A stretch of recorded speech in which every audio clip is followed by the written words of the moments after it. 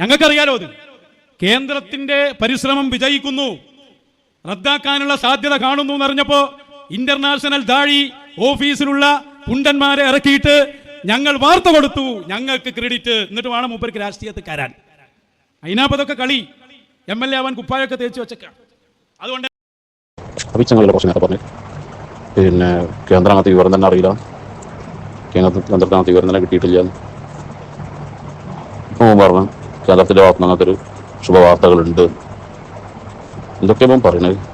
സ്റ്റേജിൽ കയറുമ്പോൾ എന്തടിച്ച് കയറിയിട്ടൊക്കെ പ്രസംഗിക്കല് വല്ലാത്തൊരു കൗമ തന്നെയാണ്. റബ്ബേ,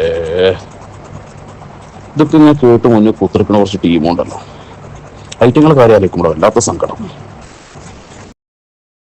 അതുകൊണ്ട് തന്നെ ഇന്ന് രാവിലെ വാർത്ത വന്നു, അങ്ങനെ ഒരു വിഷയം തന്നെ ഇല്ല, കേന്ദ്ര ഗവൺമെന്റ് അതിനെ തള്ളിക്കളയുന്നു. കഴിഞ്ഞില്ലേ?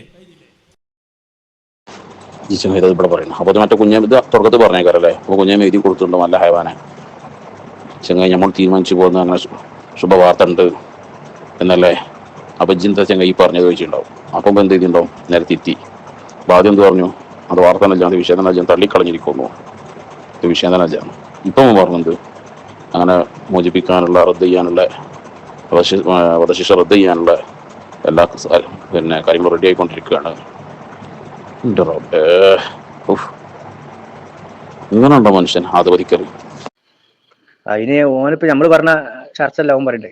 ഏപി ഉസ്താദ് ഇങ്ങനെ ചർച്ച നടന്നു, അത് ഇങ്ങനെ തീരുമാനമായി എന്ന് പറയണ്ടല്ലോ. അതല്ല പോകേണ്ട. കേന്ദ്രം ഇടപെട്ട ചർച്ച, കേന്ദ്രം വേറെ ചർച്ച നടത്തുന്നുണ്ട്, എന്നിട്ട് തീരുമാനമാവും. ഇതിനുള്ള നിഷേധിച്ചേ ഏപി ഉസ്താദ് പറഞ്ഞു അവിടുത്തെ പണ്ഡിതന്മാരും മറ്റവരും കൂടി ഇരുന്ന് കുടുംബങ്ങളും ഒക്കെ കൂടി ഇരുന്ന് ചർച്ച വധശിക്ഷ വേണ്ടാന്ന് തീരുമാനിച്ചിട്ടുണ്ട്, അതിന് വിവരം കിട്ടിയിട്ടുണ്ട് എന്നല്ല ഇപ്പം മർക്കസ് ഇത് വന്നേ. അത് ശരിയല്ല. നോൻ പറഞ്ഞ ശുഭസൂചന വരുന്ന ഏതാണ്? കേന്ദ്രം വേറെ ചർച്ച നടക്കുന്നുണ്ട്. ഞങ്ങൾ വിളിച്ചിനി കേന്ദ്രമന്ത്രിമാരെ സെക്രട്ടറിമാർക്ക് ഞങ്ങൾ വിളിച്ചിനി. പോയി പറഞ്ഞു ഞങ്ങൾ ആ കിട്ടുവാനിട്ടരാ ചർച്ച നടക്കുന്നുണ്ട്. അപ്പോൾ ആ ചർച്ച അതെല്ലാം അവനോട് പറഞ്ഞേ. ആ ചർച്ച കേന്ദ്രം ഇനി സ്ഥിരീകരിക്കുമല്ലോ. അതിൽ കേന്ദ്രത്തിന്റെ ഭാഗത്ത് നിന്ന് ആരൊക്കെ പങ്കെടുത്തു, ആ ചർച്ചയിൽ ആരൊക്കെ പങ്കെടുത്തു എന്നുള്ളതുകൊണ്ട് പറയണം. കേന്ദ്രം ഇതാ സ്ഥിരീകരിക്കുള്ളൂ ഏത് തൊഴിൽ. അതിനപ്പുറം കേന്ദ്രം ചർച്ച നടത്തിക്കാണ്ട് ഇത് മാറ്റിവെപ്പിക്കാൻ കേന്ദ്രമല്ല ആറ് ചർച്ചനും കഴിയില്ല.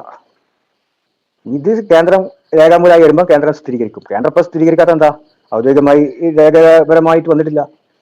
ഇങ്ങനത്തെ കോടതിയിലും ഇങ്ങോട്ട് ഗവൺമെന്റിൽ നിന്നൊക്കെ രേഖയായി വരുമ്പം ഇതേ സംഭവമാണ് അവിടെ രേഖയായി വരില്ലേ, അപ്പം അത് കേന്ദ്രം സ്ഥിരീകരിക്കും. ഇപ്പം സ്ഥിരീകരിക്കാത്ത പറഞ്ഞാൽ അവർക്ക് രേഖയായിട്ട് കിട്ടിയിട്ടുണ്ടാവില്ല. കേന്ദ്രത്തെ പറഞ്ഞിട്ട് കാര്യമില്ല, കേന്ദ്രമാകുമ്പോൾ അങ്ങനെ തന്നെയല്ലേ, അത് തന്നെയല്ലേ പറ്റുള്ളൂ. പക്ഷെ ഇതിനപ്പുറത്തൊരു ചർച്ച നടന്നിട്ടില്ല. നടന്നാൽ തന്നെ അതിൽ തീരുമാനം ആവില്ല, ഇതുവരെ അയറ്റില്ല, ഇനി ആകാൻ പോണില്ല. തീരുമാനമൊക്കെ ഇതാണായത്. ഇതിൽ കേന്ദ്രത്തിനും കൂടാ, അത്രേ ഉള്ളൂ. ഇവിടെ നമ്മൾ പറയില്ല, ഇവിടുത്തെ എല്ലാവരും പറഞ്ഞാണ്, ഇവരല്ല എല്ലാവരും പറഞ്ഞാണ്. എന്തെല്ലാം അവിടെ പ്രതിനിധികളെ ഞങ്ങളിന്ന് അവിടുത്തെ കേന്ദ്ര മിനിസ്റ്റർമാരുടെ പേഴ്സണൽ സെക്രട്ടറിമാരോടൊക്കെ സംസാരിച്ചപ്പോൾ എത്രയോ കാലമായി അതിൻ്റെ പിന്നിലുണ്ട്, ഇപ്പോഴും ഉണ്ട്. അവർ പറയുന്നത് അവിടെ ആവശ്യമായ എല്ലാ ചർച്ചകളും നടത്തുന്നുണ്ട്, പുരോഗതിയാണ് ഞങ്ങൾ പ്രതീക്ഷിക്കുന്നത്. അപ്പൊ അത് ബൽക്കൊടുന്ന വിവരം കിട്ടിയാണ്. അപ്പോൾ ചാടി ഇറങ്ങി റദ്ദാക്കിയേക്കും. അതിന്റെ ക്രെഡിറ്റ് കാന്തപുരത്തിന്. ഈ നൂറ്റാണ്ടിലെ ഏറ്റവും വലിയ തമാശയായിട്ട് മാത്രമേ ഞങ്ങൾക്കത് കാണാൻ പറ്റൂ. അതുകൊണ്ട്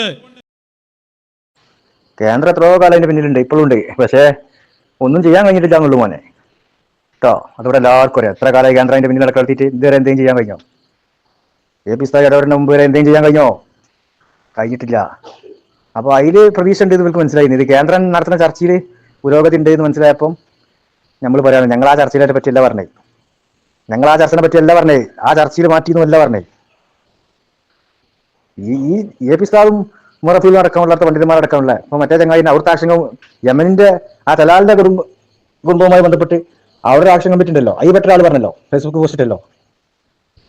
അതെന്താ പറഞ്ഞേ? ആ ചർച്ചയിലാണ് ഇത് തീരുമാനം മാറ്റി വെച്ചത്, വധശിക്ഷ മാറ്റിവെക്കാൻ തീരുമാനമായത്. മനസ്സിലായോ? അതിലാണ് തീരുമാനമായിരുന്നത് ഞങ്ങൾ പറഞ്ഞേ. നീതി ഗവൺമെന്റിന്റെ ഭാഗത്ത് നിന്ന് നീതി കൊണ്ടുപോവാ, ഒരു തെളിയിക്ക്, അതിലാരൊക്കെ പങ്കെടുത്ത്, എന്നാ ചർച്ച നടന്നത്, ആരായിട്ട് നടന്നേ, തെളിയിക്കാൻ്റെ ഭാഗത്ത് എനിക്കുണ്ട്. മനസ്സിലായോ? പിന്നെ കേന്ദ്രമന്ത്രിമാരെ പ്രൈവറ്റ് സെക്രട്ടറിയുമായി സംസാരിച്ച സുരേഷ് ഗോപിന്റെ ഇവിടെ തൃശ്ശൂരുണ്ടല്ലോ, സുരേഷ് ഗോപിൻ്റെ ഒപ്പം നടക്കുന്ന ഏതെങ്കിലും വാലാട്ടികളുണ്ടാവും, ഓൽക്കത്തെ വിളിച്ചിട്ടുണ്ടാവും. അത്രേ ഉള്ളൂ. അതിനപ്പുറത്ത് കേന്ദ്രമന്ത്രി എന്നത് പറയാൻ ഇതാക്കണ്ട.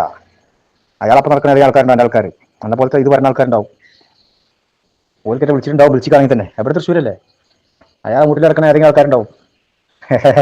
ഓ കേന്ദ്രം, നമുക്ക് കേന്ദ്രത്തിലൊക്കെ വലിയ പരിപാടിയുള്ളോ അപ്പാ. ഇപ്പോൾ ഒരു അനുമോദനം കിട്ടും, കേന്ദ്രത്തിൻ്റെ ഒരു അവാർഡ് ഇരുപത്തൂർക്ക് വരും. ഇവിടെ താങ്ങി കൊടുത്തി, അത് താങ്ങാനാവില്ലല്ലോ. RSS എംപിലെയും സംഘികളെയും താങ്ങിയിട്ട് ഒക്കെ കാണാം നമുക്ക്. ഇയാടെ നിൽക്കേ അല്ല, അപ്പോൾ കേന്ദ്രം എന്താ ജനങ്ങളെ വിഡ്ഢികളാക്കുക? ഇവരെ ഭാഷപ്രകാരം ചോദിക്കുകയാണ്, ഇവരെ ഭാഷപ്രകാരം ചോദിക്കുകയാണ്. കേന്ദ്രം എന്താണ്? ഈ രാജ്യത്തിൻ്റെ പരമോന്നത നീതിപീഠം. ആ നീതിപീഠത്തെയും ഈ രാജ്യത്തെ ജനങ്ങളെ വിഡ്ഢികളാക്കുകയാണോ ഇവരെ ഭാഷപ്രകാരം? കാരണം സുപ്രീം കോടതി പോയിട്ട് എന്താ പറഞ്ഞു? കേന്ദ്രം പറഞ്ഞെന്താ? ഞങ്ങൾക്ക് ഇനി ഒന്നും ചെയ്യാൻ കഴിയൂല, ഞങ്ങൾക്ക് അവിടെ ഇടപെടാൻ കഴിയണില്ല, അവിടുത്തെ അവസ്ഥ എങ്ങനെയാണ്, അതുകൊണ്ട് ഞങ്ങൾക്ക് അവിടെ ഇടപെടാൻ കഴിയുന്നില്ല എന്നാണ് എന്ത് സുപ്രീം കോടതി പറഞ്ഞത്. ഇപ്പം ഇവർ പറയാം എന്ത്, അത് പിന്നെ അവിടെ ഇടപെട്ട് കാര്യങ്ങളൊക്കെ തീരുമാനിച്ചു കൊടുക്കുന്നുണ്ട്. ഇത് ഭേദവ ശരി.